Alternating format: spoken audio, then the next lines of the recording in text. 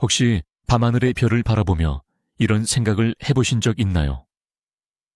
이 모든 것 뒤에 숨겨진 계획이나 지도가 있지 않을까?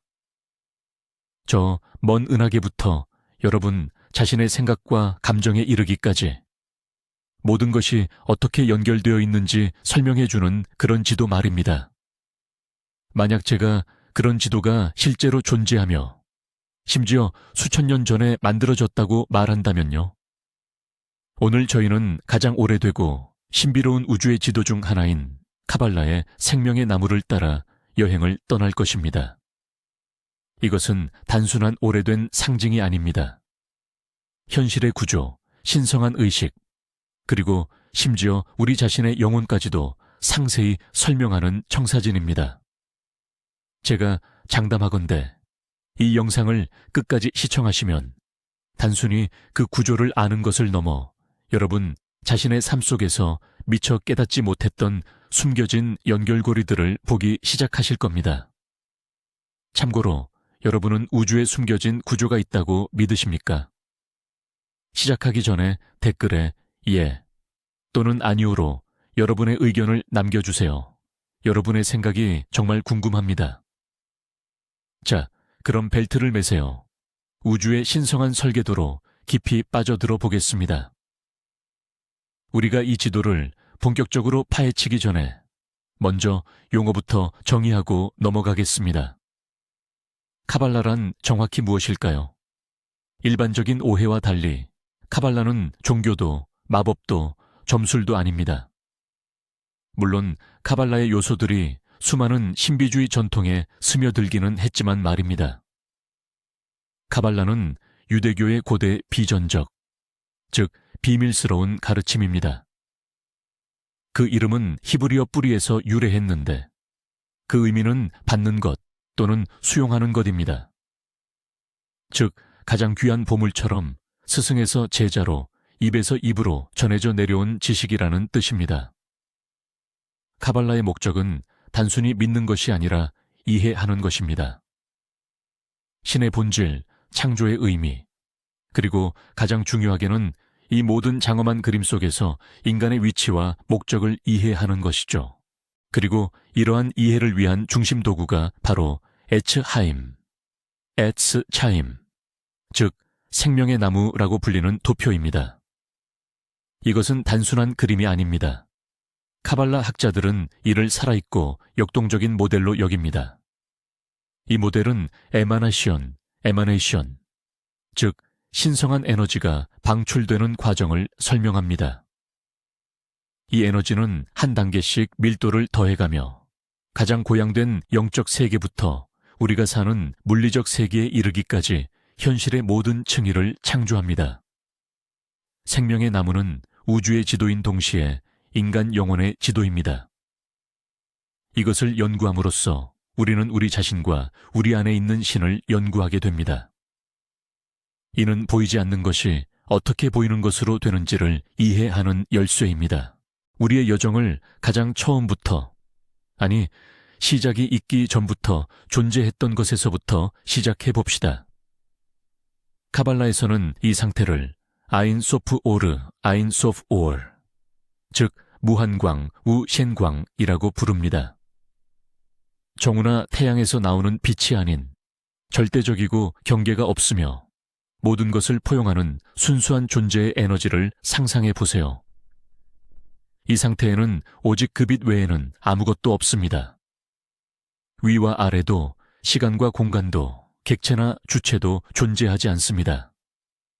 그곳에는 존재했던, 존재하는, 그리고 존재할 모든 것의 근원인 무한하고 하나이며 도저히 알 수 없는 어떤 것만이 있습니다. 이 상태는 우리의 이해를 너무나 초월하기 때문에 사실상 이에 대해 이야기하는 것 자체가 불가능합니다. 우리가 아인소프에 적용하려는 어떤 단어나 개념도 그 진정한 본질을 제한하고 축소시키는 행위일 뿐입니다. 그렇기에 카발리스트들은 은유, 인유를 사용하여 매우 조심스럽게 이에 대해 이야기합니다. 끝도 바닥도 표면도 없는 광활한 대양을 한번 그려보세요. 그 대양이 바로 아인소프입니다. 여기에는 모든 존재의 잠재력이 담겨 있지만 아직 발현되지 않은 상태입니다. 마치 한 줄도 그려지지 않은 흰 종이지만 잠재적으로는 모든 가능한 그림을 품고 있는 것과 같습니다. 혹은 모든 소리와 멜로디가 숨겨져 있는 고유함과도 같습니다. 아인소프는 무한성, 우셴싱, 이 탄생하는 절대적인 영, 제로입니다. 이것이 카발라의 첫 번째이자 가장 근본적인 개념입니다. 모든 것의 근간에 이 통일되고 무한하며 헤아릴 수 없는 시작점이 놓여 있다는 것을 이해하는 것이 신성한 세계의 전체 지도를 파악하는 출발점입니다. 화면에서 지금 여러분은 이 상태의 상징을 보고 계십니다. 보통은 아무것도 없는 빈 공간이나 원으로 표현되는데 이는 무한함을 상징하며 이로부터 모든 것이 비로소 나타나기 시작할 것입니다. 이것이 바로 창조의 첫 순간보다 앞서는 위대한 신비입니다. 자, 이제 우리는 모든 것을 채우고 있는 엔소프 이인소프, 즉 무한한 빛을 이해하고 있습니다. 하지만 이 절대적인 통일성과 충만함 속에서 어떻게 다른 무엇인가가 나타날 수 있었을까요? 만약 신 또는 무한함이 모든 곳에 존재한다면 창조를 위한 공간은 어디에 있어야 할까요? 여기서 카발라 카바라는 가장 심오하고 역설적인 개념 중 하나인 침춤 티짐춤을 소개합니다. 히브리어로 수축 또는 축소를 의미하는 단어입니다. 이 가르침에 따르면 세상을 창조하기 위해 무한한 빛은 스스로를 제한하는 행위를 해야만 했습니다. 그것은 마치 자신 안의 특정 지점에서 스스로를 수축시키거나 물러나게 하여 은유적인 빈 공간을 해방시킨 것과 같습니다. 여기서 중요한 점은 이것이 물리적인 공간이 아니라는 것입니다. 이것은 무한한 빛 자체와는 다른 무언가가 스스로를 드러낼 수 있는 개념적인 공허함, 즉 진공 상태입니다. 마치 풍선을 부는 상황을 상상해 보세요. 풍선 내부가 공기로 채워진 공간이 되려면 바깥 환경이 그 자리를 내어줘야 합니다. 침춤은 이와 유사하지만 우주적이고 신적인 규모에서 일어난 일입니다. 신은 마치 숨을 들이마셔 창조라는 숨을 내쉴 잠재력을 만든 것입니다. 이 수축의 행위는 신성한 의지의 첫 번째 발현이며 통일성에서 다양성을 창조하는 첫걸음입니다. 이는 놀라울 정도로 대담한 아이디어입니다. 우리의 존재 근간에는 우리가 존재할 수 있도록 자신을 축소시키고 낮추는 신성한 자기희생의 행위가 놓여 있다는 것입니다. 화면에서 이를 시각화해 본다면 무한한 빛의 중앙에 어두운 구가 형성되는 모습일 것입니다. 이것이 바로 원초적인 공허함, 즉 테히루입니다. 이후 이 공허함 속으로 신성한 빛의 가느다란 줄기가 침투하며 생명의 나무 Tree of Life 구조를 형성하기 시작합니다. 침춤은 위대한 역설입니다. 창조가 무언가를 만들어내는 행위가 아니라 스스로를 제거하는 행위에서 시작된다는 뜻입니다. 이것이 바로 나와 내가 아닌 것, 그리고 창조주와 피조물 사이에 분리의 근간이 되는 신비입니다. 찜춤 티짐춤이 발생하여 창조를 위한 개념적 공간이 마련된 후 무한한 빛 아인 소프 이인 소프에서 아주 미세한 한 줄기 광선이 이 공허 속으로 침투합니다. 카브라고 불리는 이 광선은 미래의 세계 창조를 위한 모든 정보와 에너지를 담고 있습니다. 그리고 이 빛이 처음으로 발현되는 지점, 즉 첫 번째 발산 에마나치온을 케테르케텔라고 부르며 이는 히브리어로 왕관을 뜻합니다. 케테르는 생명의 나무에서 가장 꼭대기에 위치하며 가장 높고 미세한 차원입니다. 마치 왕의 머리에 닿지 않고 그 위에 떠있는 왕관을 상상해 보세요. 이는 통치자 자신을 초월하는 더 높은 무언가와의 연결을 상징합니다. 이와 마찬가지로 케테르는 우리의 현현된 세계가 이해 불가능한 아인소프와 접촉하는 지점입니다. 이는 순수하고 분화되지 않은 신성한 의지이며 스스로를 드러내고자 하는 신의 가장 첫 번째 열망입니다. 이는 빛이 있으라 라고 외치는 순간이지만 빛이 아직 어떠한 속성도 갖기 전의 단계입니다. 인간 심리학에서 케테르는 우리의 가장 깊은 자아의 수준, 즉 에고와 인격을 넘어선 신의 불꽃에 해당합니다. 이는 우리의 가장 순수한 잠재력이자 무한함과의 연결고리입니다. 케테르는 너무나 추상적이고 고차원적이어서 종종 아인, 아이윈, 즉 무라고 불립니다. 왜냐하면 우리의 물질적 세계의 관점에서 볼 때 이는 실제로 특정한 무엇도 아니기 때문입니다.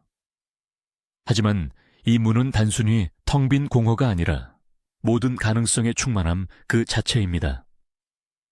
생명의 나무에서 케테르는 가장 위에 위치한 구 에스피어로 묘사되며 밝은 백색광으로 빛납니다. 이것을 나머지 모든 창조물이 흘러나오는 눈부신 빛의 점이라고 시각화해보세요. 이는 모든 시작의 시작이며 생명의 나무 전체를 키워낼 씨앗입니다. 케테르를 직접적으로 이해하는 것은 불가능하지만 우리는 깊은 영감이나 직관 혹은 영적 깨달음의 순간에 그 존재를 느낄 수 있습니다. 그때 우리는 우리 자신보다 훨씬 거대한 무언가의 일부임을 느끼게 됩니다. 케테르라는 단일 지점에서 신성한 에너지가 분리되기 시작하며 우리는 생명나무의 두 번째 세피라인 호크마로 이동합니다. 호크마는 지혜로 번역됩니다. 케테르가 창조를 향한 순수한 의지라면 호크마는 그 창조의 가장 첫 번째이자 원초적인 원동력입니다. 이는 어둠 속에서 번쩍이는 섬광과 같으며 아직 어떤 형태로도 구체화되지 않은 갑작스러운 깨달음입니다. 순수하고 역동적이며 멈출 수 없는 에너지 그 자체죠. 카발라 학자들은 호크마를 우주 안에 존재하는 남성적이고 활동적이며 생명을 부여하는 원리, 즉 수정하는 원리와 연결합니다. 그래서 종종 아버지 아빠라고 불리기도 합니다. 갑자기 그림에 대한 천재적인 아이디어를 떠올린 예술가를 상상해 보세요. 그것은 아직 그림 자체도 아니고 스케치나 계획도 아닙니다. 그저 순수하고 가공되지 않은 창조적 충동, 영감의 번쩍임 그 자체입니다. 바로 이것이 호크마의 에너지입니다. 이 지혜는 축적된 지식의 의미가 아니라 우리의 이성을 초월하는 근원에서 비롯되는 직관적이고 순간적인 진리 파악을 의미합니다. 생명나무에서 호크마는 오른쪽 기둥, 즉 자비의 기둥의 정점에 위치합니다. 이 세피라의 색은 순수하고 밝은 파란색 또는 회색이며 이는 무한한 지혜의 물을 상징합니다. 시각적으로는 미래의 나무가 될 모든 잠재력을 품고 있는 씨앗 혹은 팽창하여 선이 되려는 점으로 상상할 수 있습니다. 호크마는 무제한적이고 자유로운 순수한 잠재력의 에너지입니다. 호크마는 가능한 모든 아이디어와 형태를 내포하고 있지만 그 자체로서는 아직 어떤 특정 형태도 아닙니다. 인간의 정신세계에서 호크마는 직관, 창의성, 자발성, 그리고 전체적인 인식에 관여하는 뇌의 우방우에 해당합니다. 이는 전체 그림을 부분으로 나누지 않고 통째로 바라볼 수 있는 능력입니다. 그러나 다음 세피라인 비나가 없다면 호크마의 에너지는 창조를 이룰 수 없는 혼란스러운 섬광으로만 남을 것입니다. 호크마는 필수적인 첫 단계이지만 진정한 창조를 위해서는 다음 단계가 필요합니다. 호크마가 억제할 수 없는 불꽃 같은 충동이라면 그 충동에서 무언가가 탄생하기 위해서는 그것을 수용하고 구체화할 수 있는 구조, 형태, 즉 그릇이 필요합니다. 이 역할을 수행하는 것이 바로 세 번째 세피라인 비나입니다. 비나는 이해 또는 깨달음을 의미합니다. 비나는 우주에서 가장 위대한 형성 원리입니다. 비나는 호크마의 무한한 에너지를 받아들여 최초의 개념적 형태로 빚어냅니다. 호크마가 아이디어의 번뜩임이라면 비나는 그 아이디어를 구체화하고 계획과 청사진을 만드는 작업입니다. 이는 곧 의미부여와 구조화의 과정인 것입니다. 그래서 비나는 어머니, 임마, 임마라고 불리며 여성적이고 수동적인 받아들이는 원리로 간주됩니다. 그녀는 호크마의 수정을 받아 구체적인 설계로 발전시키는 위대한 우주의 자궁입니다. 생명나무에서 비나는 왼쪽 기둥, 즉 엄격의 기둥의 가장 위에 위치합니다. 그녀의 색은 검은색인데 이는 깊이, 신비, 그리고 형태가 탄생하는 모든 드러나지 않은 것의 색깔입니다. 건축가를 예로 들어봅시다. 호크마는 미래 건물에 대한 갑작스러운 영감, 비전입니다. 반면 비나는 그 비전을 정확한 계산, 청사진, 계획으로 전환하여 아이디어의 구조와 논리를 부여하는 제도판 앞에서의 작업인 것입니다. 비나가 없다면 호크마의 창조적 충동은 그저 흩어져 버릴 것입니다. 비나는 이 충동의 정의, 경계, 그리고 법칙을 부여합니다. 시간과 공간의 개념, 인과율, 원인과 결과, 이 바로 이곳에서 탄생합니다. 인간의 정신구조에서 비나는 논리, 분석, 합리적 사고, 그리고 언어를 담당하는 좌뇌에 해당합니다. 이는 구조화된 개념을 통해 세상을 분석하고 분류하며 이해하는 우리의 능력입니다. 이처럼 케테르, 호크마, 비나, 이 세 개의 세피라는 합쳐서 소위 최상위 삼각형 혹은 관념의 세계를 형성합니다. 이곳은 순수한 신성한 지성의 영역으로 만물이 더 낮은 차원에서 발현되기 이전에 모든 존재의 원형이 탄생하는 곳입니다. 가장 높은 신성한 삼각형, 즉 케테르, 호크마, 비나와 그 아래 형태의 세계를 형성하는 7 세피로트 사이에는 시면 The Abyss 또는 다아트라고 불리는 개념적 간극이 존재합니다. 다아트가 다른 세피로트와 동일한 의미의 세피라는 아니라는 점을 이해하는 것이 중요합니다. 생명의 나무를 묘사한 많은 그림에서 다아트는 그 특별한 위상을 강조하기 위해 점선으로 표시됩니다. 다아트는 문자 그대로는 지식 knowledge로 번역되지만 이는 단순히 지적인 지식을 의미하는 것이 아닙니다. 그것은 경험과 통일성에서 비롯된 지식입니다. 다아트는 최상위 삼위일체의 추상적인 아이디어가 인식되고 통합되어 현실로 구현될 수 있는 지점입니다. 이는 아이디어의 세계와 형태의 세계를 이어주는 다리 역할을 합니다. 수용하는 방법을 책으로 읽었다고 상상해 보세요. 이는 비나의 수준, 즉 개념적인 지식입니다. 하지만 실제로 물에 뛰어들어 헤엄치기 시작했을 때 여러분은 다아트를 얻게 됩니다. 이론과 실천이 융합된 경험을 통한 지식인 셈이죠. 다아트는 호크마 지혜와 비나 이하의 조화로운 결합의 결과물입니다. 남성적 원리와 여성적 원리가 합쳐질 때 그들의 아이인 지식, 즉 다아트가 탄생하는 것입니다. 이 시면을 건너는 것, Crossing the Abyss, 은 인간의 영적인 여정에서 가장 핵심적인 순간 중 하나입니다. 이는 자신의 에고와 익숙한 개념에 대한 집착을 버리고 미지의 것과 대면하여 새로운 의식 수준으로 나아가겠다는 의지를 의미합니다. 시면은 우리의 일상적인 자아, 에고를 우리의 더 높고 영적인 참된 자아, higher self로부터 분리합니다. 많은 신비주의자들은 이 경험을 영혼의 어두운 밤, Dark Night of the Soul으로 묘사합니다. 이는 진정한 지식을 얻기 위해 필수적인, 혼란스럽고 기존의 기준점을 잃어버리는 기간입니다. 시각적으로 다아트는 생명의 나무의 위쪽 부분과 아래쪽 부분을 연결하는 터널이나 깔때기처럼 상상할 수 있습니다. 이는 신성한 의도가 현실이 되기 위해 준비되는 변형의 지점입니다.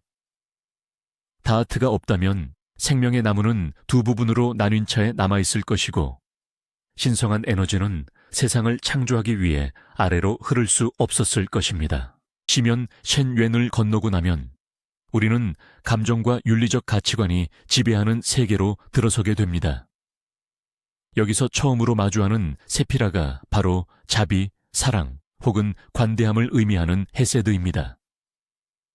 헤세드는 오른쪽 기둥에 위치하며 호크마 바로 아래에 있으면서 호크마의 에너지를 보다 구체적인 차원으로 확장하는 역할을 합니다. 호크마가 무한한 잠재력 자체라면 헤세드는 이 잠재력을 세상에 쏟아내려는 무한한 베풀과 확장의 의지입니다. 즉, 경계 없는 순수한 무조건적 사랑이며 성장을 향한 끝없는 열망과 풍요 그 자체입니다. 마치 의로운 자나 죄 지은 자를 가리지 않고 만물에 빛을 주는 태양처럼 헤세드는 아무런 대가 없이 모두에게 베푸는 원리입니다. 신화적으로 헤세드는 자비롭고 관대한 왕 또는 지혜와 호의로 세상을 다스리는 최고 신예 주피터나 즈우스리의 아버지적 원형과 연결됩니다. 헤세드는 제국을 건설하고 법률을 제정하며 만물을 후원하는 존재입니다. 이는 제한을 가하기 위함이 아닌 번영을 극대화하기 위해 틀 구조를 만드는 에너지입니다. 헤세드의 색은 평온함, 깊이, 그리고 안정감을 상징하는 푸른색입니다. 이를 시각적으로는 생명수를 끊임없이 쏟아내는 마르지 않는 샘으로 그려볼 수 있습니다. 인간의 심리적 차원에서 헤세드는 연민, 친절, 용서, 그리고 이타심으로 발현됩니다. 우리가 타인을 기꺼이 돕고 가진 것을 나누며 주변 사람들의 성공에 진심으로 기뻐하는 마음이 바로 헤세드의 작용입니다. 그러나 모든 에너지가 그러하듯 헤세드 역시 균형을 잡아주는 원칙 없이는 파괴적인 힘을 발휘할 수 있습니다. 통제되지 않는 무분별한 확장과 과도한 관대함은 결국 혼란을 낳고 나약함에 대한 맹목적인 묵인과 무책임으로 귀결됩니다. 마치 자녀에게 선물만 잔뜩 주고 그 어떤 것도 거절하지 않는 부모처럼 이러한 과잉은 부정적인 결과를 초래하게 됩니다. 따라서 우주의 조화를 위해서는 헤세드가 자신의 반대 원칙을 통해 반드시 견제되어야 합니다. 그 반대 원칙은 다음 세피라에서 다루게 될 것입니다. 헤세드의 맞은편, 즉 엄격의 왼쪽 기둥에는 헤세드의 필수적인 반대편인 5번째 세피라, 게브라가 자리 잡고 있습니다. 게브라의 이름은 엄격, 힘 혹은 심판으로 번역됩니다. 헤세드가 확장의 힘이라면 게브라는 수축, 제한, 그리고 분별의 힘입니다. 헤세드가 무조건적인 예라면 게브라는 반드시 필요한 아니오인 셈입니다. 이 에너지는 헤세드에서 흘러나오는 무한한 자비의 흐름의 형태와 구조를 부여하기 위해 존재합니다. 정원사를 상상해 보세요. 헤세드가 식물들이 공간을 가득 채우려 하는 무성한 성장이라면 게브라는 정원사의 손에 들린 전정 가위입니다. 게브라는 건강한 가지에 힘을 주고 좋은 수확을 보장하기 위해 불필요하거나 약하고 병든 부분을 모두 잘라냅니다. 게브라가 없다면 헤세드의 자비는 숨막히는 혼돈으로 변하고 말 것입니다. 게브라는 심판의 원칙이지만 처벌의 의미가 아닌 객관적인 평가와 경계 설정을 의미합니다. 이는 이것은 좋고 저것은 나쁘다, 이것은 옳고 저것은 그르다 라고 말하는 힘이며 명확성과 질서를 가져옵니다. 신화적으로 게브라는 마르스나 아레스와 같은 전사신의 원형과 연결됩니다. 이는 규율, 의지, 용기, 그리고 시대에 뒤떨어지거나 성장을 방해하는 것을 파괴하는 능력의 에너지입니다. 게브라의 색은 불, 힘, 그리고 행동을 상징하는 빨간색입니다. 인간 심리에서 게브라는 자기 훈련, 비판적 사고, 아니오라고 말할 수 있는 능력, 그리고 자신의 경계를 지키는 능력으로 나타납니다. 이는 우리가 어려움을 극복하고 목표에 집중하도록 돕는 의지력입니다. 물론 게브라가 부족한 것만큼이나 지나친 것도 위험합니다. 균형을 잃은 게브라는 잔인함, 폭정, 광신주의, 그리고 부당한 공격성으로 변질됩니다. 조화는 오직 헤세드와 게브라, 즉 자비와 엄격함의 상호작용 속에서만 탄생합니다. 이 둘의 균형이 생명나무의 다음 단계이자 중심 세피라를 낳게 됩니다. 생명나무의 가장 중심, 중앙 기둥에는 6번째 세피라인 티페레트가 위치합니다. 그 이름은 아름다움 또는 광휘, 광휘를 의미합니다. 티페레트는 확장하는 자비인 헤세드와 수축하는 엄격함인 게브라 사이의 완벽한 균형점입니다. 이는 곧 대립되는 요소들의 조화인 셈입니다.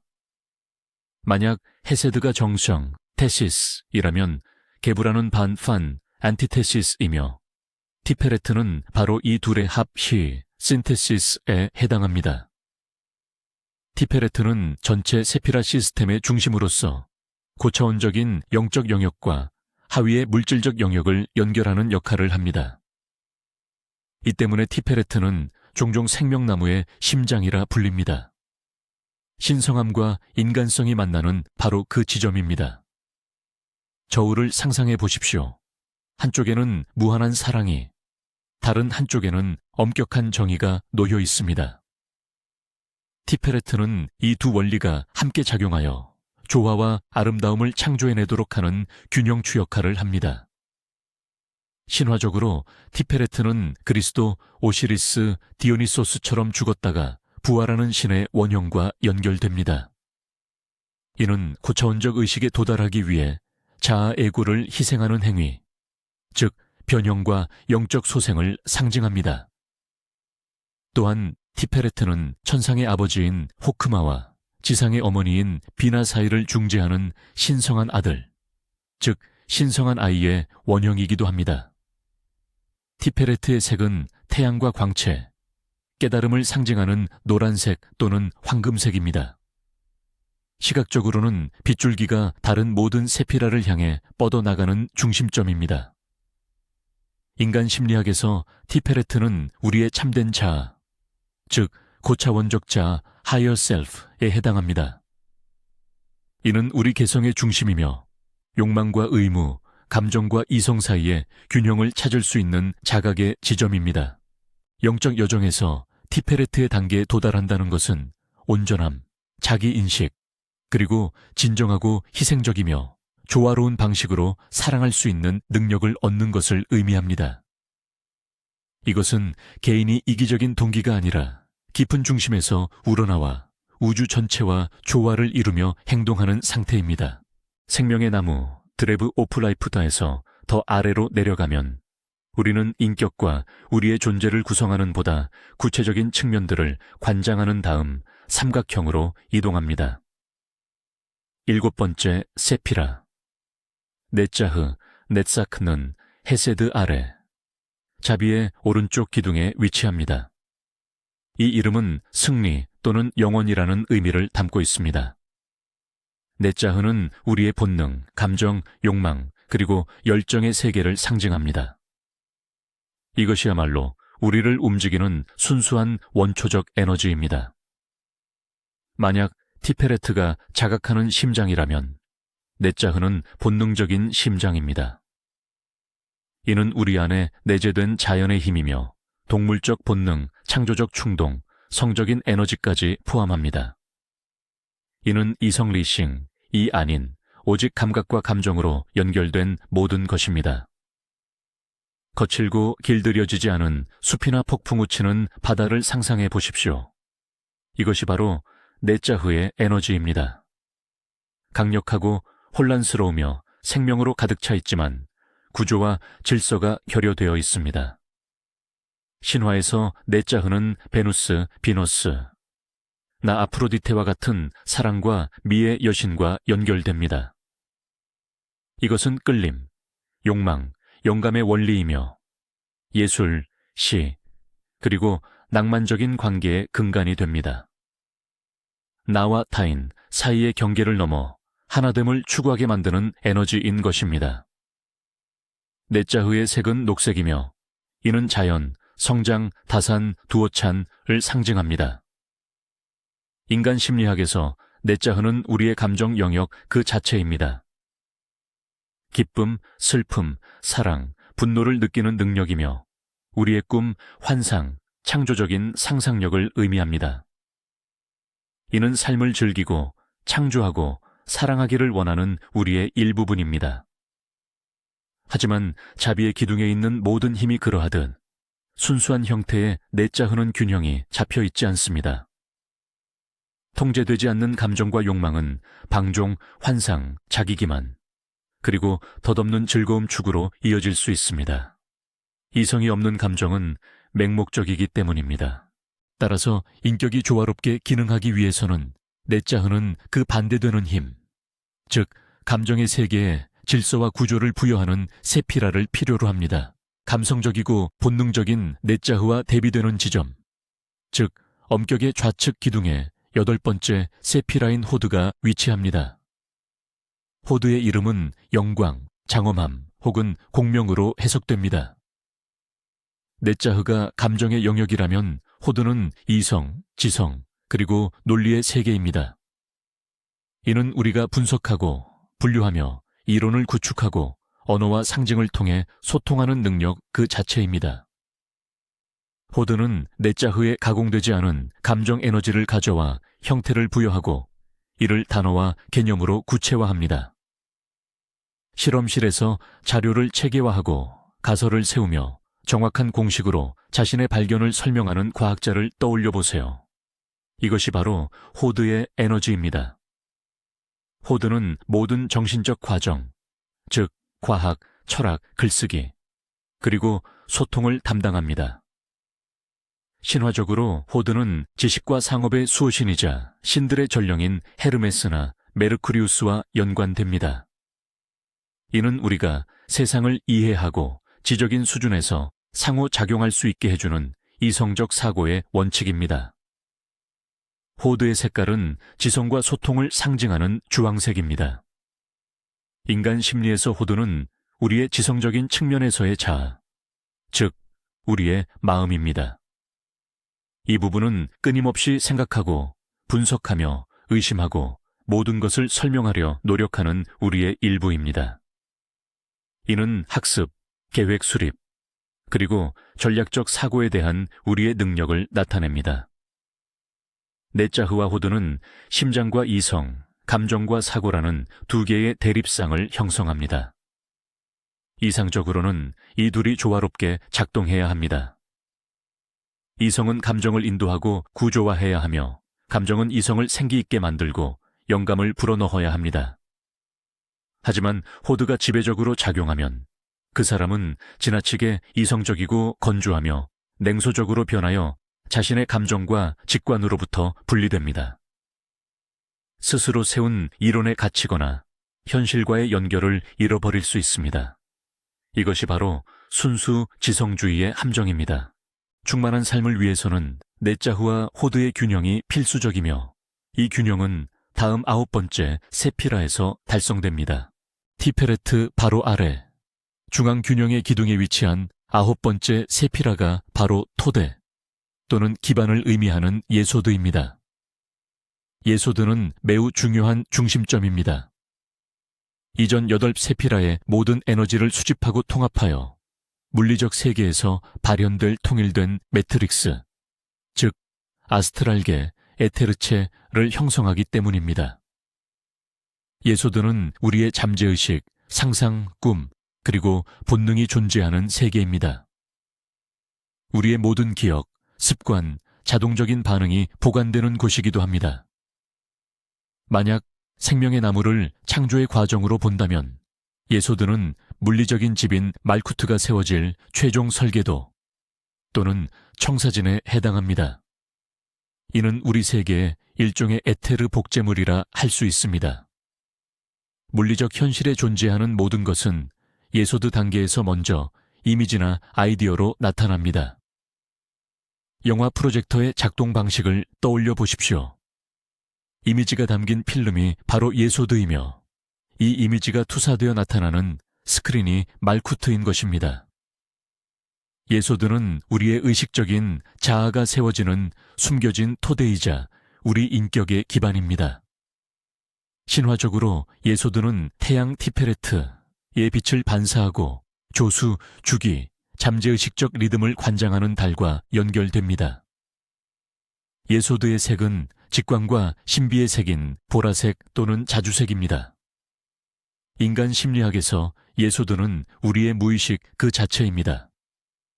우리의 콤플렉스, 억압된 욕망, 원형, 그리고 본능이 이곳에 자리하고 있습니다. 예소드와 함께하는 작업은 꿈, 명상, 그리고 능동적 상상 작업을 포함합니다. 이는 우리 행동의 숨겨진 동기를 이해하는 열쇠가 됩니다. 우리가 세상에 보여주는 우리의 자아, 즉 가면이 바로 예소드 단계에서 형성됩니다. 이곳에서 만들어낸 이미지를 종종 현실로 착각하기 때문에 예소드는 환영의 영역이라고도 불립니다. 마지막 세피라로 들어가기 전 예소드를 정화하는 것, 다시 말해 잠재의식적 프로그램들을 인지하는 것이 영적인 온전함을 향한 가장 중요한 단계입니다.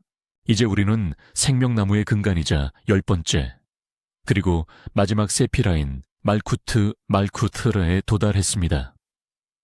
말쿠트는 왕국 킹덤을 의미합니다. 말쿠트는 우리의 물리적이고 물질적인 세계 그 자체입니다. 우리가 오감으로 인지하는 세상이죠. 우리 발밑의 땅, 우리의 신체, 우리가 사는 도시들, 그리고 눈에 보이는 모든 우주가 바로 말쿠트입니다. 말쿠트는 신성한 빛이 발산되는 에마나치온 과정의 종착점입니다. 9개의 이전 단계를 거쳐온 에너지가 이곳에서 가장 밀도 있게 응축되고 결정화되어 물질이 됩니다. 말쿠트는 스스로 빛을 가지고 있지 않습니다. 마치 달처럼 모든 상위 세피라들의 빛을 받아들여 반사할 뿐입니다. 그렇기에 말쿠트는 신부 브라이드 또는 여왕 퀸이라고도 불립니다. 이는 나머지 생명나무 전체로 상징되는 왕 킹의 에너지를 받아들이는 존재임을 뜻합니다. 신성한 빛을 위에서 아래로 흐르는 물이라고 상상해 보세요. 케테르는 그 물의 근원입니다. 세피라들은 물이 지나가며 다양한 색으로 물드는 그릇들이죠. 그리고 말쿠트는 상이슬기에 있는 호수와 같습니다.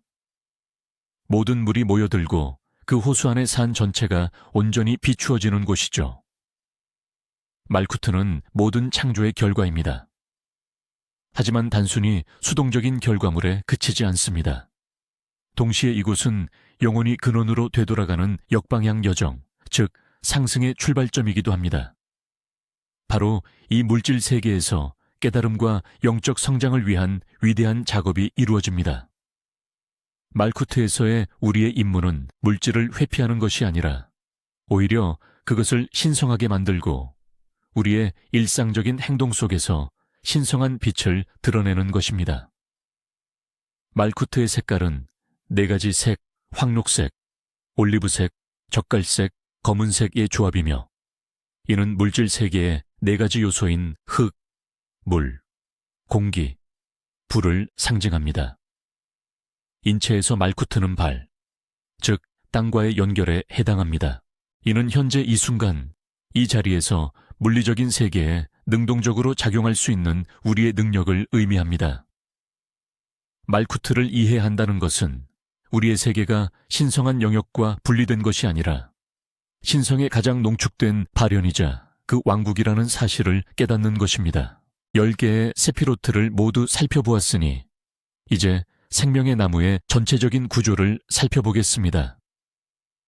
세피로트들이 무작위로 배열된 것이 아니라 3개의 수직 기둥을 이루고 있다는 것을 눈치채셨을 겁니다. 호크마, 헤세드, 네자흐가 위치한 오른쪽 기둥은 자비의 기둥 야킨이라고 불립니다. 이 기둥은 남성적이고 능동적이며 확장하고 베푸는 원리를 상징합니다. 이것은 통제되지 않는 순수한 에너지이자 힘, 그리고 풍요로움 그 자체입니다. 만약 우주에 이 기둥만이 존재한다면 우주는 끝없는 무형의 확장 속에서 폭발해버릴 것입니다.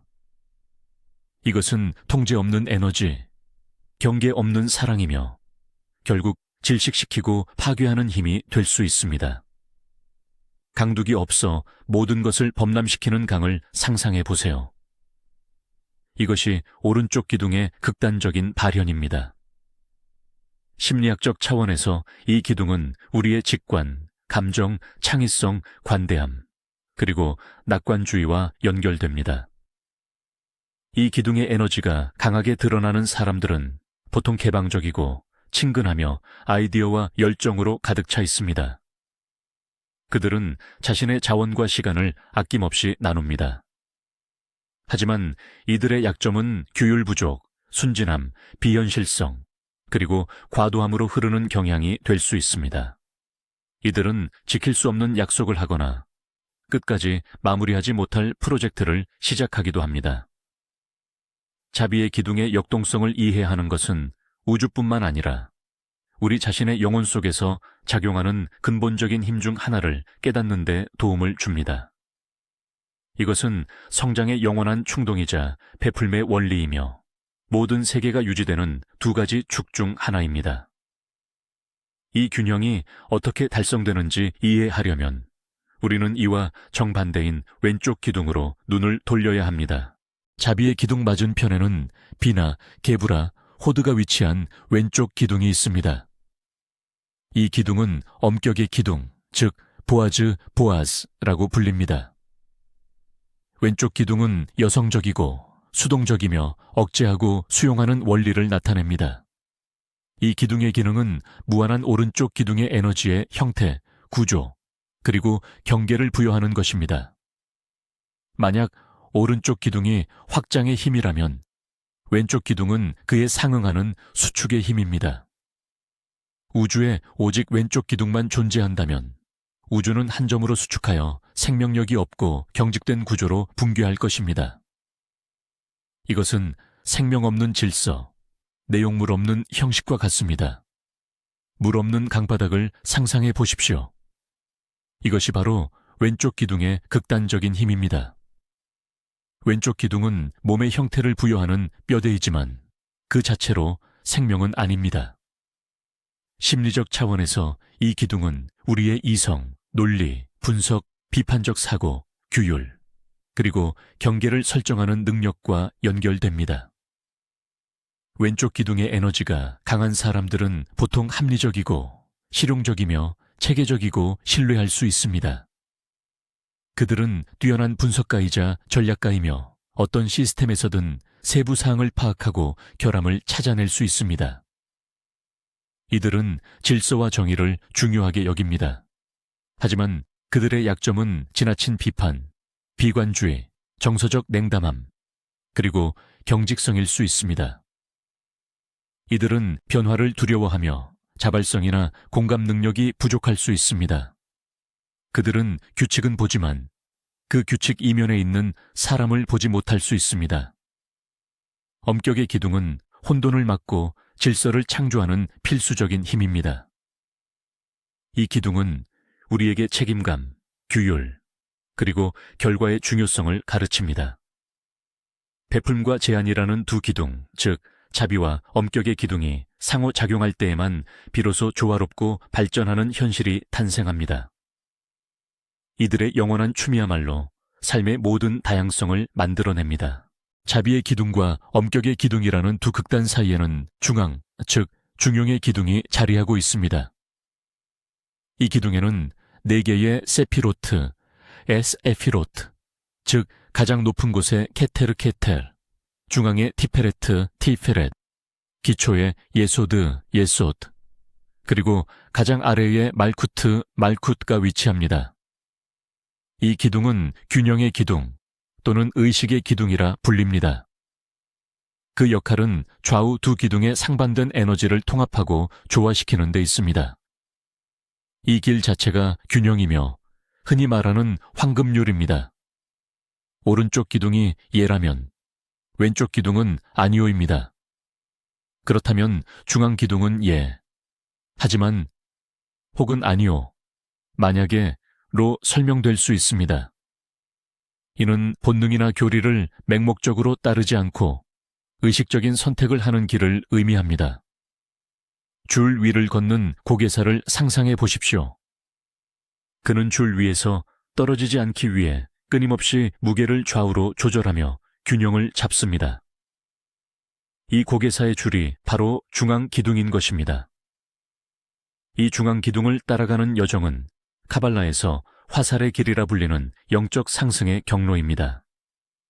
이 경로는 물질 세계 말쿠트에서 시작하여 잠재의식 예소드, 그리고 개별성의 중심 티페레트벌을 지나 신성한 근원 케테르까지 곧바로 이어집니다. 심리적인 차원에서 보자면 이 기둥은 우리 인격의 여러 조각들을 관찰하고 통합하는 우리의 의식, 곧 우리의 자, 스지오를 대변합니다.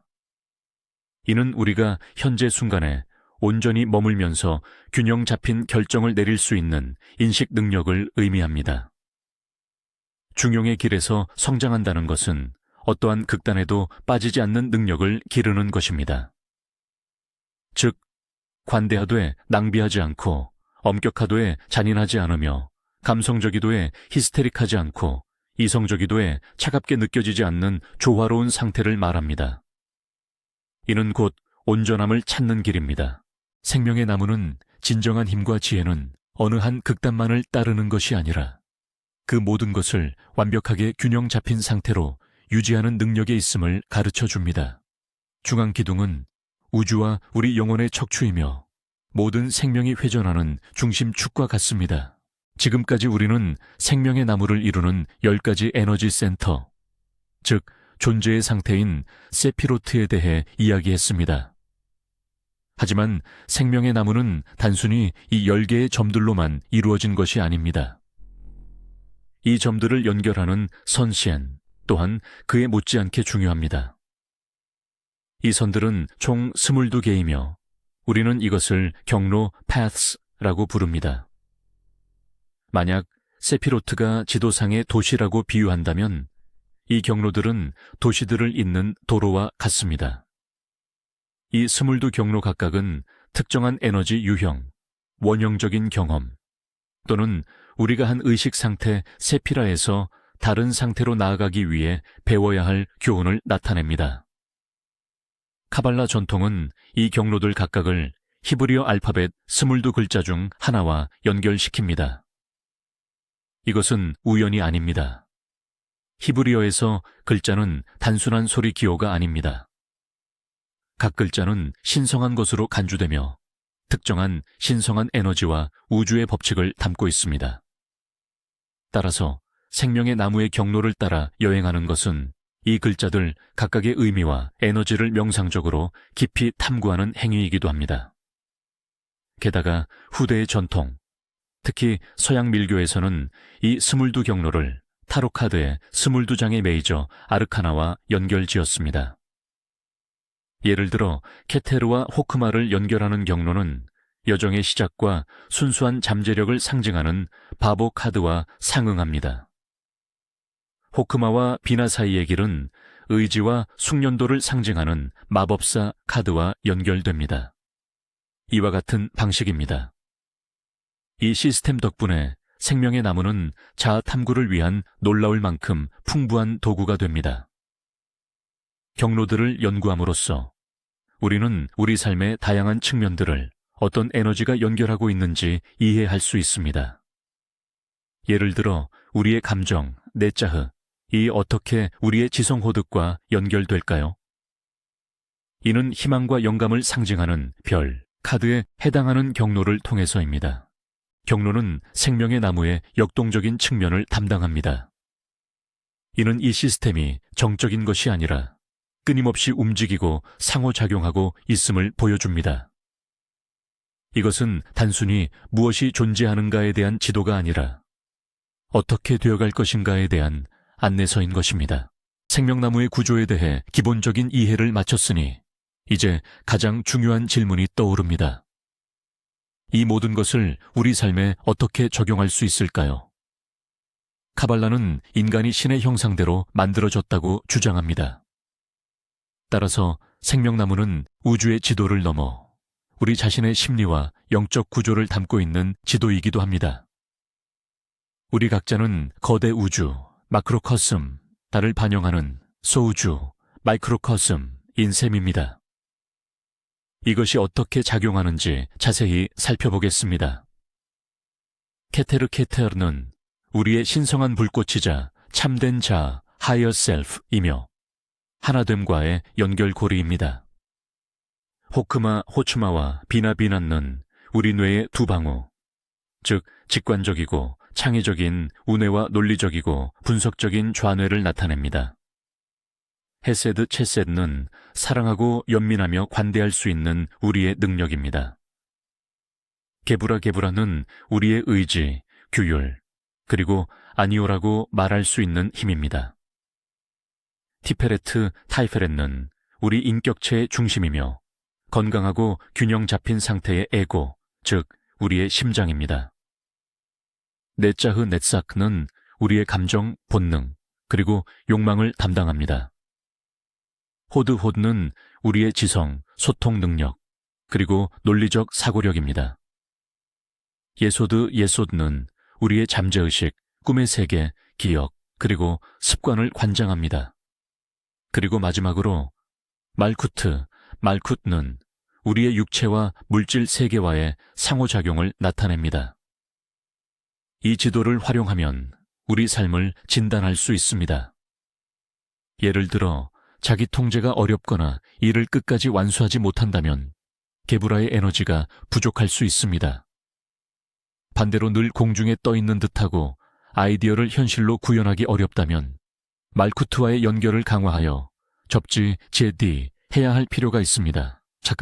통제할 수 없는 감정으로 고통받고 있다면 네짜흐와 호드 사이의 균형에 주목해야 합니다.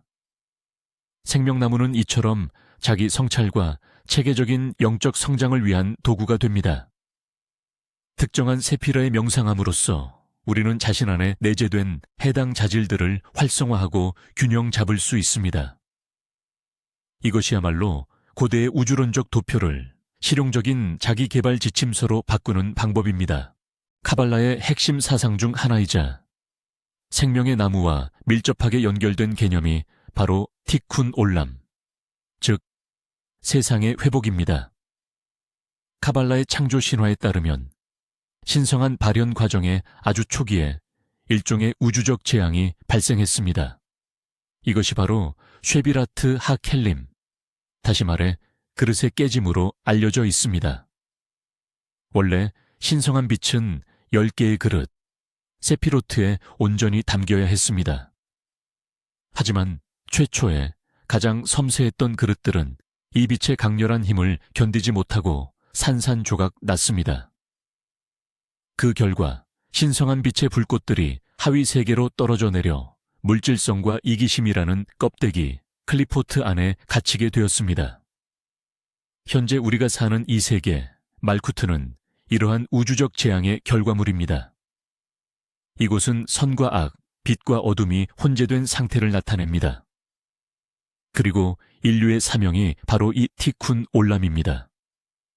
우리는 올바른 행동과 생각, 그리고 의도를 통해 물질 세계에 갇혀있는 이 신성한 불꽃들을 찾아내고 그것들을 그들의 근원인 신성으로 되돌려 올려야 합니다. 모든 선행, 모든 자비로운 행동, 그리고 매 순간에 깨어있는 의식은 곧 티쿤의 행위입니다.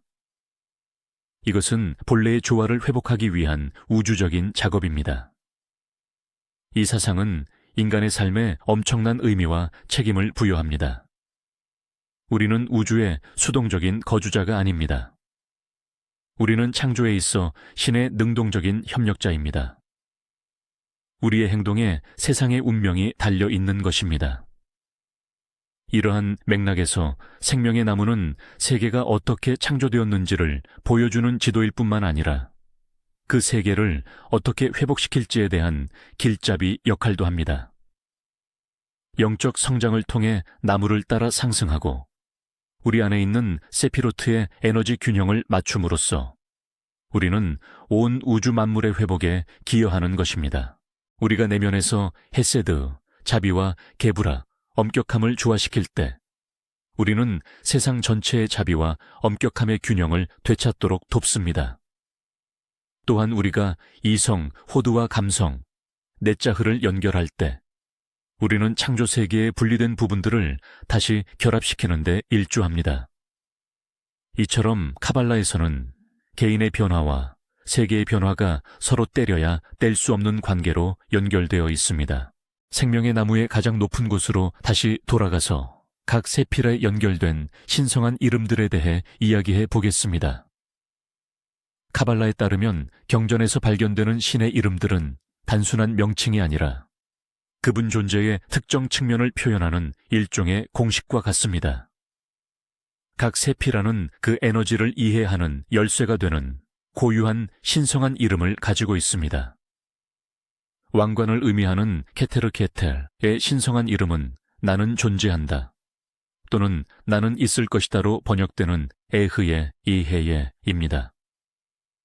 이 이름은 모세가 타오르는 떨기나무 앞에서 계시받은 이름이며 순수하고 아직 분화되지 않은 존재의 본질, 즉 영원한 현재를 표현합니다. 이는 어떤 속성이나 특징도 배제된 존재 그 자체에 대한 선언입니다. 이 이름에 대한 명상은 모든 역할, 이름, 정의를 초월하여 그저 존재하는 우리 자신의 가장 깊은 존재 수준과 연결되도록 돕습니다. 이는 신성한 나는 존재한다. I am의 반영인 순수한 나 I를 인식하는 것입니다. 이것이야말로 존재에 대한 가장 강력한 확언입니다. 실질적인 측면에서 에흐예라는 이름과 함께하는 작업은 과거와 미래에 대한 생각을 놓아주고 지금 여기라는 순간에 머무는 마음챙김 수행입니다. 이는 생각이 일어나기 이전의 상태, 즉 순수 의식에 도달하려는 시도입니다.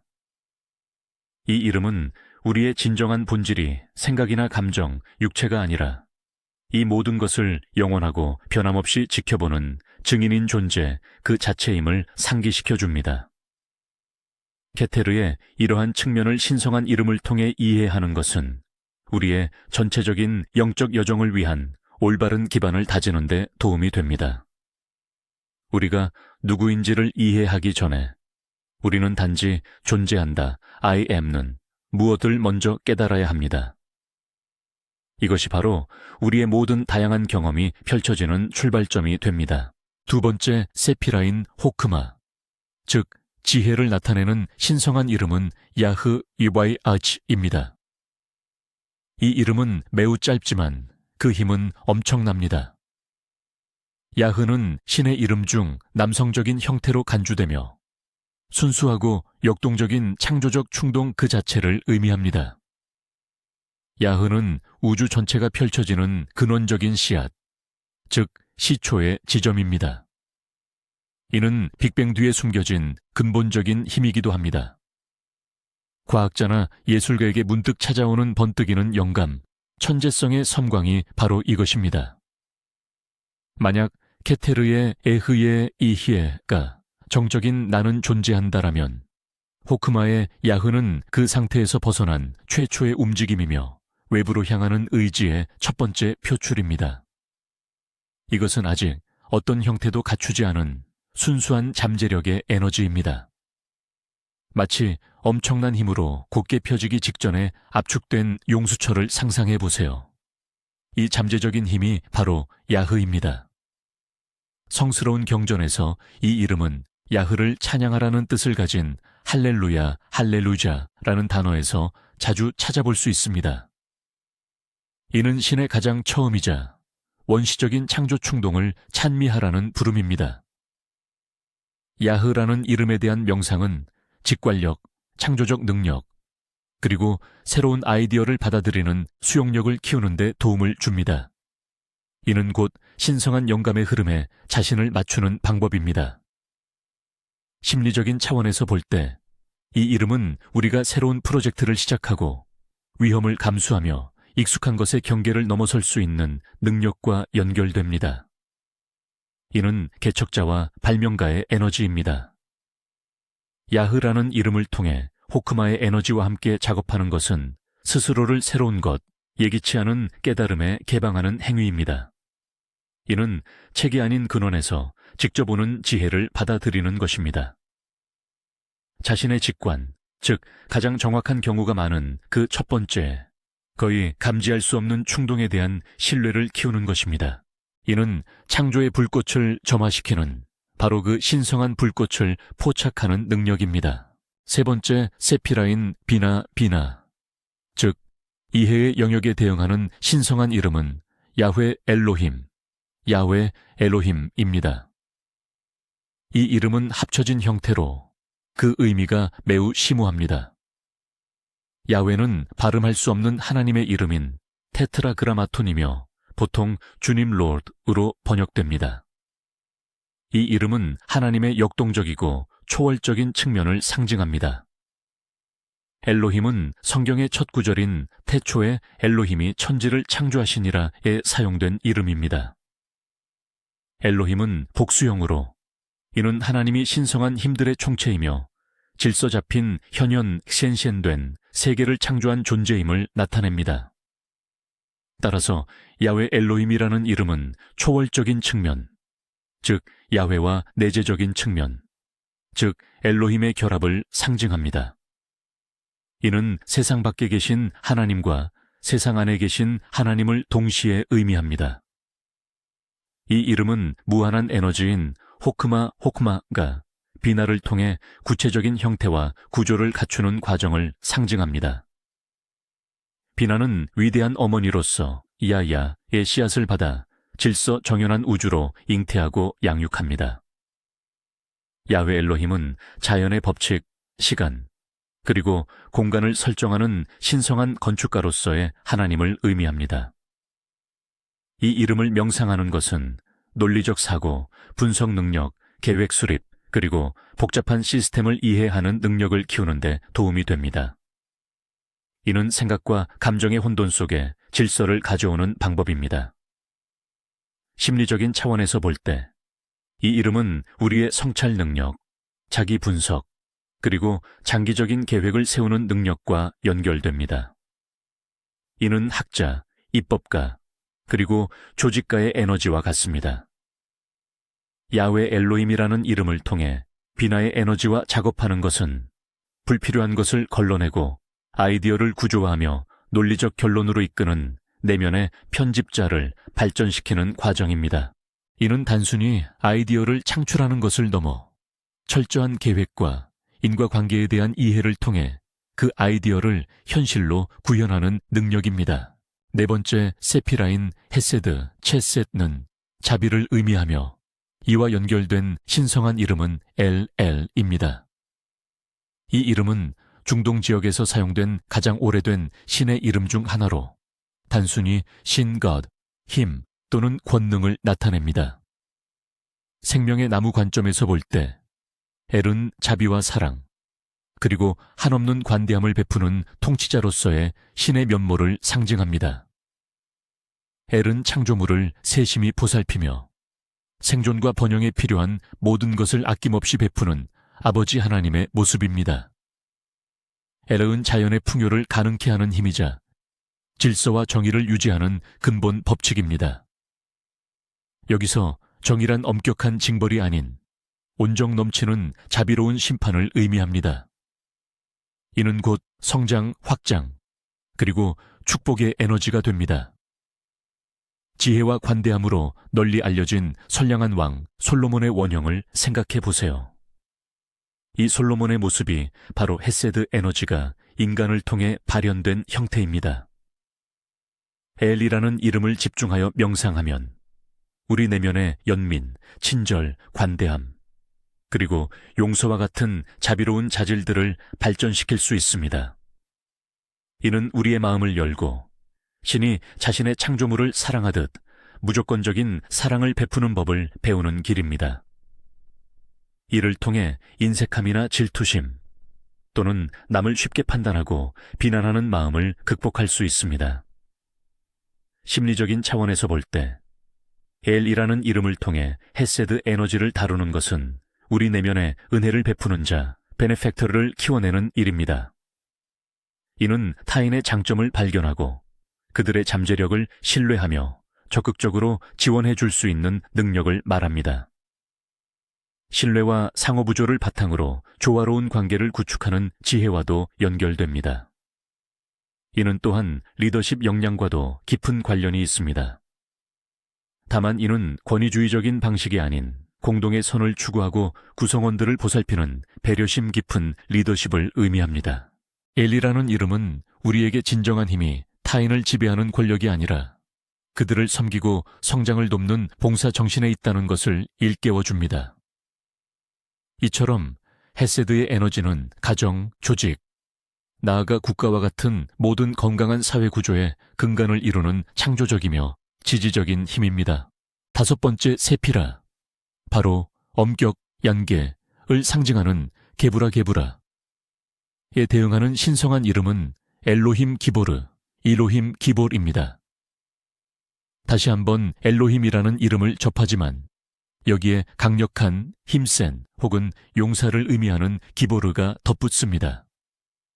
그러므로 엘로힘 기보르는 강력한 심판자로서의 신, 즉 신성한 전사를 의미합니다. 이 신의 측면은 경계를 설정하고 법을 집행하며 성장을 방해하는 모든 것을 파괴하는 역할을 담당합니다. 이는 명확한 분별과 분명함을 가져오는 신성한 힘입니다. 만약 LL, 즉 헤세드 체셋가 무조건적인 사랑의 에너지라면 엘로힘 기보르는 필수적인 엄격함과 정의의 에너지라고 할 수 있습니다. 이 힘은 악과 불의에 아니오라고 단호하게 말하는 힘입니다. 이는 모든 거짓되고 낡은 것을 잘라내는 대천사의 검과 같습니다.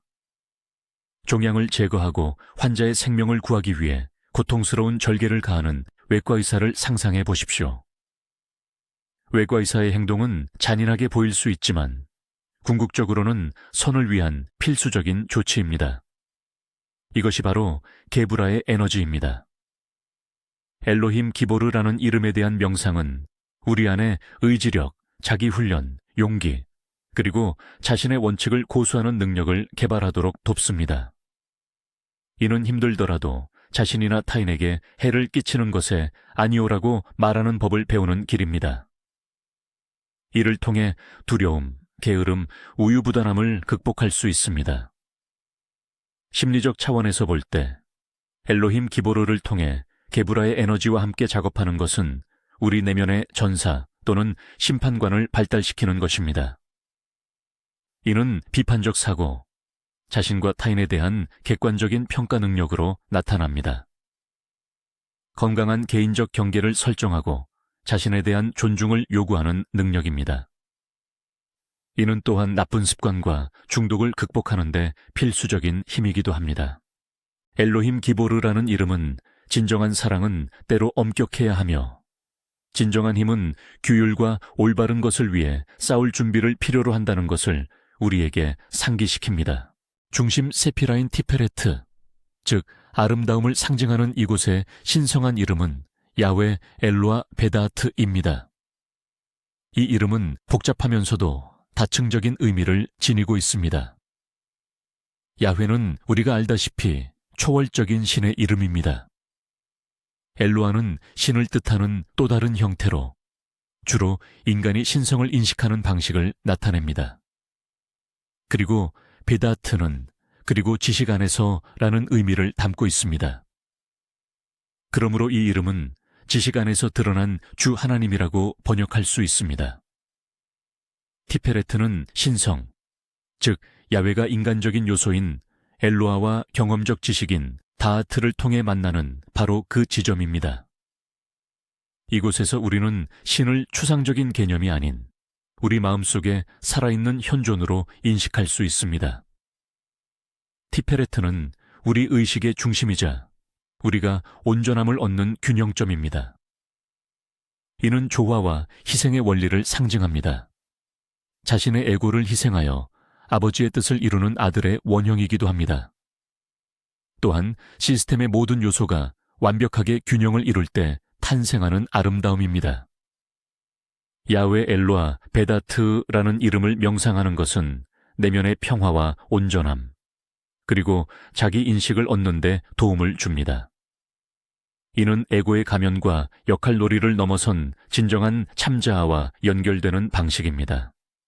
이를 통해 내면의 갈등을 치유하고 자신의 다양한 인격적 측면들 사이에서 균형을 찾을 수 있습니다. 심리적인 차원에서 티페레트의 에너지를 다루는 것은 자기 실현으로 가는 길입니다. 이는 불균형한 헤세드에서 나타나는 연민이 아니라 만물의 근원적 일체에 대한 깊은 이해에서 비롯되는 진정한 연민의 능력을 개발합니다. 이는 사랑과 힘이 통합된 지혜를 얻는 것입니다. 야훼 엘로아 베다트라는 이름은 진정한 신의 인식은 오직 자기 자신을 아는 것, 그리고 마음 깊은 곳을 정직하게 들여다보는 것을 통해서만 가능하다는 것을 상기시켜 줍니다. 바로 이곳이 우리가 스스로를 신의 자녀이자 인간의 형상을 입은 신성한 빛의 불꽃임을 깨닫는 지점입니다. 7번째 세피라인 넷자흐, 승리를 위한 신성한 이름은 야훼 체바오트입니다. 이는 전통적으로 만군의 주님 또는 만군의 야훼로 번역됩니다. 체바옷은 군대, 군세 또는 무리를 의미하며 이 이름은 신을 천상의 천사 군대를 이끄는 총사령관으로 표현합니다. 하지만 감정, 본능, 그리고 자연의 세계와 연결된 넷자흐의 관점에서 볼 때 이 군세는 자연의 무수한 힘, 즉 생명의 군대를 이루는 수많은 생명체들로 이해될 수 있습니다. 야훼 체바옷은 생명의 왕성함과 다양성, 그리고 생명 유지와 종족 번식을 향한 본능적인 충동을 통해 자신을 드러내는 신입니다. 이 힘은 진화의 배후에 있는 신성한 에너지이며 생명이 죽음에 맞서 영원히 싸우고 승리하게 하는 원동력입니다. 이는 모든 살아있는 것을 움직이는 열정, 욕망, 창조성의 에너지입니다. 우리를 사랑하고 창조하며 목표를 향해 나아가도록 이끄는 우리 혈관 속의 불꽃과 같습니다. 야훼 체바옷의 이름에 대한 명상은 우리 안에 잠재된 생명 에너지, 활력, 그리고 열정을 일깨우는 데 도움을 줍니다. 이는 우리의 진정한 욕망과 감정과 연결되고 무관심과 무기력을 극복하는 방법입니다. 또한 창의적인 상상력과 아름다움에 대한 직관적인 이해를 키워줍니다. 심리적 차원에서 넷자흐의 에너지와 함께 작업한다는 것은 우리의 감정적, 본능적 본성을 받아들이고 통합하는 것을 의미합니다. 우리의 감정들이 적이 아니라 올바르게만 다룬다면 엄청난 힘과 영감의 원천이 된다는 것을 깨닫는 것입니다. 이는 또한 타인의 감정을 느끼고 공감하는 능력, 즉 공감 능력을 발달시킵니다. 야훼 체바옷이라는 이름은 신이 고유함과 질서뿐만 아니라 혼돈과 열정, 그리고 삶의 한가운데에도 존재하고 있음을 상기시킵니다. 이는 우리의 감정을 두려워하지 말고 오히려 그 감정들과 함께 춤추며 그것들을 우리를 승리, 즉 충만하고 풍요로운 삶으로 이끄는 창조적인 에너지로 변화시키라는 부름입니다. 8번째 세피라인 호드, 즉 영광에 해당하는 신성한 이름은 엘로힘 체바오트, 엘로힘 티즈바아웃입니다. 여기서 우리는 다시 체바오트, 즉 군대 혹은 만군라는 단어를 보게 되지만 이번에는 질서의 창조자로서의 신을 의미하는 엘로힘과 결합됩니다. 넷자흐 넷사크의 야훼 체바오트가 혼돈스럽고 본능적인 자연의 힘을 다스리는 신이라면 호드의 엘로힘 체바오트는 과학의 법칙, 언어의 구조, 논리와 지성과 같은 정연한 시스템을 주관하는 신입니다. 여기서 체바오트 만군은 수많은 생각, 아이디어, 개념, 언어, 그리고 상징의 집합체를 의미합니다.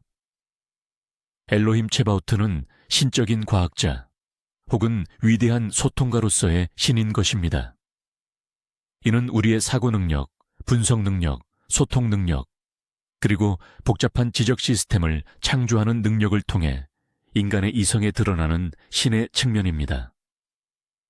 엘로힘 체바오트는 우리가 과학, 철학, 문학, 그리고 기술을 창조할 수 있도록 허락한 신성한 불꽃입니다. 또한 가공되지 않은 데이터를 지식으로 변화시키는 힘이기도 합니다. 이 이름에 대한 명상은 사고의 명료함, 지적 능력, 그리고 소통 능력을 발전시키는 데 도움을 줍니다. 이는 자신의 생각을 정확하고 명확하게 표현하는 방법이며 소통에 있어 설득력 있고 정직해지는 길입니다. 엘로힘 체바오트 명상은 정신적 혼란, 그릇된 신념, 그리고 자기 기만을 극복하도록 도와줍니다. 심리적인 차원에서 볼 때 호드의 에너지를 활용하는 것은 우리의 지성과 학습 능력을 개발하는 것입니다. 이는 사실과 의견을 분리하고 논리적인 연결고리를 구축하며 모든 정보 속에서 구조를 파악하는 능력입니다. 또한 자신의 사고 과정을 분석하는 능력인 자기 성찰을 발전시키는 것이기도 합니다. 엘로힘 체바오트라는 이름은 이성이 세상을 인식하고 우리 자신을 이해하는 강력한 도구이자 신성한 선물임을 상기시켜 줍니다. 하지만 모든 도구가 그렇듯 우리의 이성은 자신을 숭배하는 에고를 키우는 것이 아니라 진리 탐구와 창조주의 영광이라는 더 높은 목적에 봉사해야 합니다. 9번째 세피라인 예소드 예소드는 기초를 의미하며 신성한 이름 샤다이 엘하이, 샷다이 엘하이와 연결됩니다. 이 이름은 엄청난 힘을 지니고 있습니다. 샤다이는 흔히 전능자 혹은 전능하신 분으로 해석되며 엘하이는 살아있는 신을 의미합니다. 따라서 샤다이 엘하이는 곧 전능하신 살아있는 신입니다.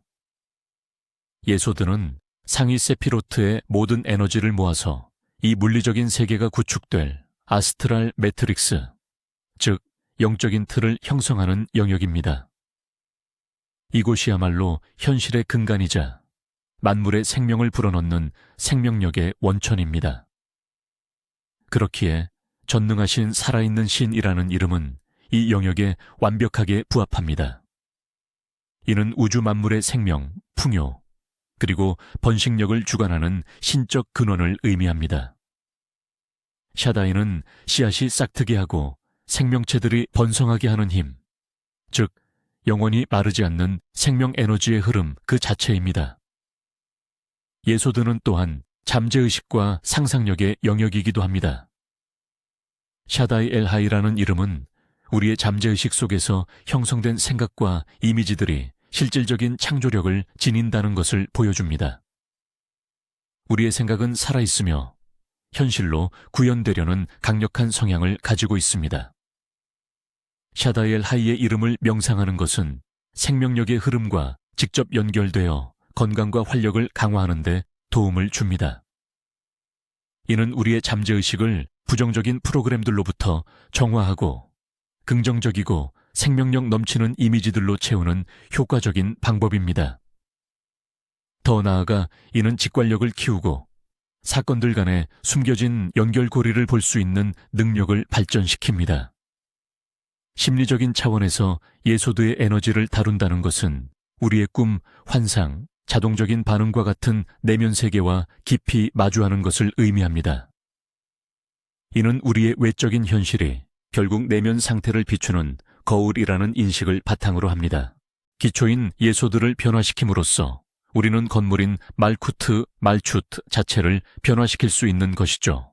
샤다이 엘하이라는 이름은 우리의 생각과 이미지가 미래 현실의 씨앗이라는 점을 상기시키며 우리가 그것들의 질에 대해 막중한 책임을 지니고 있음을 깨닫게 합니다. 드디어 10번째 세피라인 왕국, 말쿠트에 이르렀습니다. 이 세피라의 신성한 이름은 왕이신 주님을 의미하는 아도나이 멜렉입니다. 이 이름은 때로는 땅의 주님이라는 뜻의 아도나이 하아레츠로도 표현되기도 합니다. 아도나이 멜렉은 현현된, 즉 물리적인 세계를 다스리는 통치자로서의 신의 측면을 강조합니다. 케테르가 왕관이라면 말쿠트는 그 통치력이 실제로 구현되는 왕국인 셈입니다. 말쿠트에 계신 신은 멀리 떨어진 초월적인 통치자가 아니라 지금 여기에 존재하며 물질의 모든 원자에서 그 현존을 느낄 수 있는 내재하는 신입니다. 카발라에서는 이 세상에 내재하는 신성한 현존을 쉐키나 셰키나라고 부릅니다. 이는 피조물 가운데 거주하는 신의 여성적인 측면을 의미하며 말쿠트는 바로 이 쉐키나의 왕국입니다.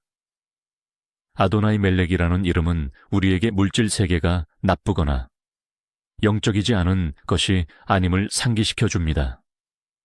오히려 이곳은 우리가 가꾸고 완성해야 할 신성한 공간, 곧 하느님의 왕국입니다. 아도나이 멜렉에 대한 명상은 현실의 발을 디디는 안정감, 실용성, 그리고 책임감을 기르는 데 도움을 줍니다.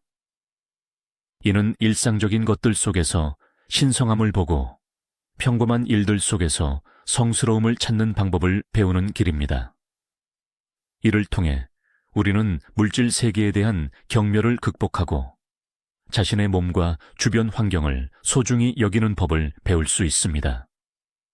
심리학적인 차원에서 볼 때 말쿠트의 에너지를 다루는 것은 세상 속에서 효과적으로 행동하고 맡은 바를 끝까지 완수하는 우리의 능력을 키우는 것입니다.